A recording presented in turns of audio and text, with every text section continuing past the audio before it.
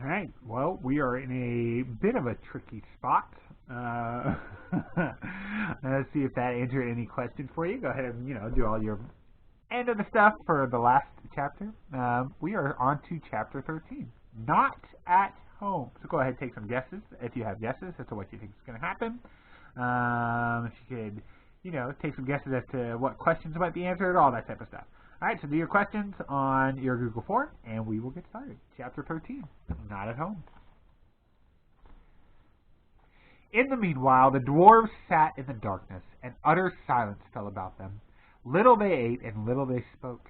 They could not count the passing times, and they scarcely dared to move, for the whisper of their voices echoed and rustled in the dark. If they dozed, they woke still to darkness and to silence going unbroken.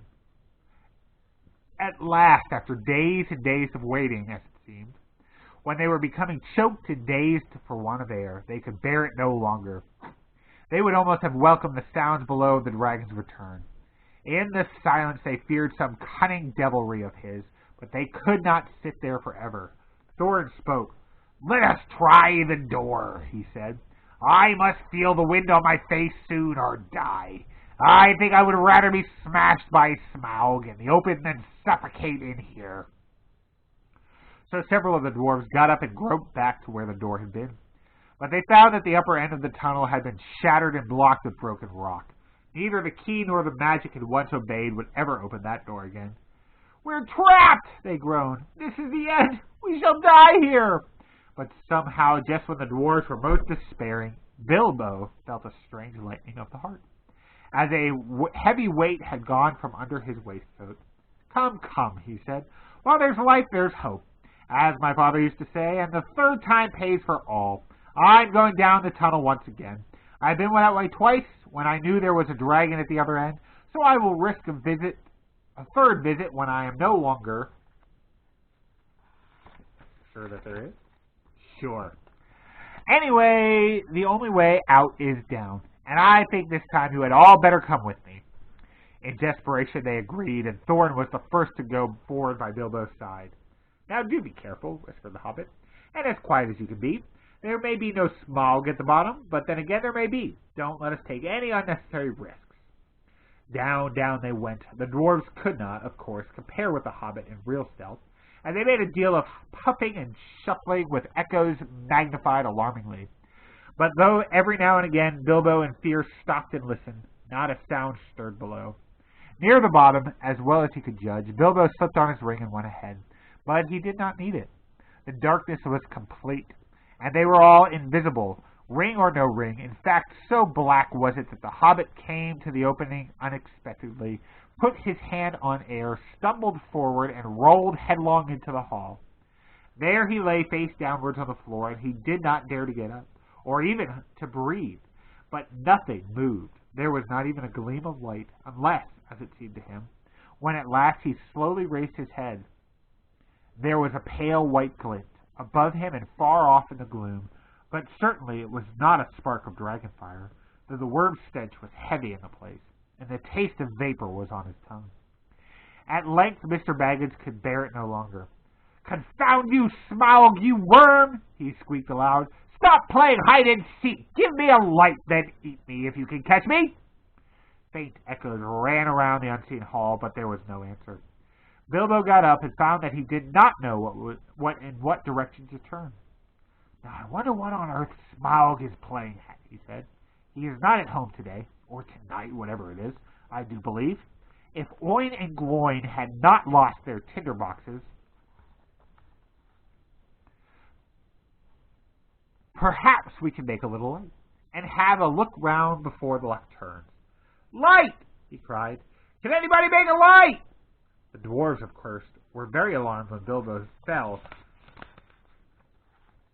forward down the step with a bump into the hall, and they sat huddled just where he had left them at the end of the tunnel. "Shh, shh," they hissed when they heard his voice, and though that helped the Hobbit to find out where they were, it was some time before he could get anything else out of them. But in the end, when Bilbo actually began to stamp on the floor and screamed out, "Light!" at the top of his shrill voice, Thorin gave way, and Oin and Gloin were sent back to their bundles at the top of the tunnel.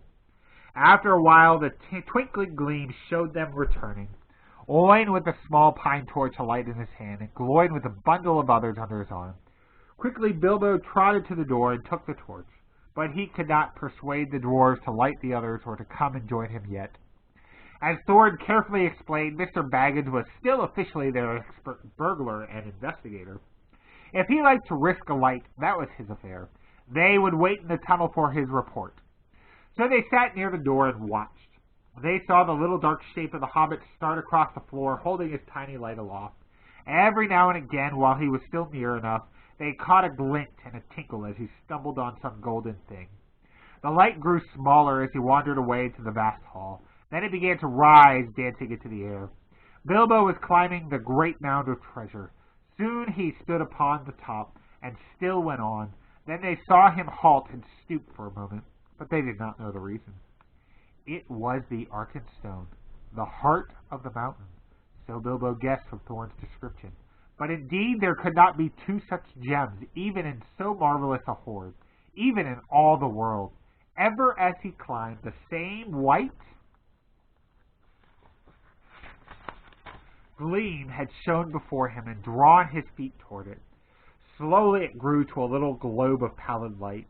Now as he came near it, it was tinged with a flickering sparkle of many colors at the surface, reflected and splintered from the wavering light of his torch. At last he looked down upon it, and he caught his breath. The great jewel shone before his feet of its own inner light, and yet cut and fashioned by the dwarves who had dug it from the heart of the mountain long ago.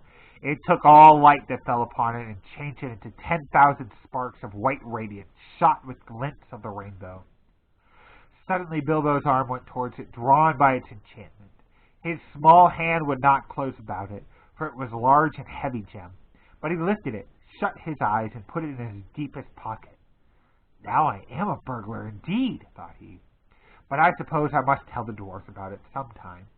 They did say I could pick and choose my own share, and I think I would choose this if they took all the rest. All the same, he had an uncomfortable feeling that the picking and choosing had not really been meant to include this marvelous gem, and that trouble would yet come of it. Now he went on again. Down the other side of the great mound he climbed, and the spark of his torch vanished from the sight of his watching dwarves. But soon they saw it far away in the distance again. Bilbo was crossing the floor of the hall. He went on until he came to the great doors on the further side, and there a draught of the air refreshed him. But it almost puffed out his light. He peeped timidly through and caught a glimpse of the great passages and of the dim beginnings of a wide stair going up into the gloom. And still there was no sight nor sound of Smaug. He was just going to turn and go back when a black shape swooped at him and brushed his face. He squeaked and startled, stumbled backwards and fell. His torch dropped head downwards and went out. Only a bat, I suppose, and hope, he said miserably. But now what am I to do? Which is east, south, north, or west? Thorin! Balin! Oi, Gloin! Feely! Keely! He cried as loud as he could. It seemed a thin little noise in the wide blackness. The light's gone out! Someone come and find me and help me! For the moment his courage had failed altogether. Faintly the dwarves heard his small cries, though the only word they could catch was help! Now what on earth or under it has happened, said Thorin. Certainly not the dragon, or he would not go on squeaking. They waited a moment or two, and still there were no dragon noises. No sound at all, in fact, but Bilbo's distant voice. Come on, one of you, get another light or two, Thorin ordered. It seems we have to go and help out our burglar. It is about our turn to help, said Balin. I am quite willing to go. Anyway, I expect it is safe for the moment. Gloin lit several more torches, and then they all crept out one by one and went along the wall as hurriedly as they could. It was not long before they met Bilbo himself coming back towards them. His wits had quickly returned as soon as he saw the twinkle of their lights. Only a bat and a dropped torch, nothing worse, he answered to their questions. Though they were much relieved, they were inclined to be grumpy at being frightened for nothing.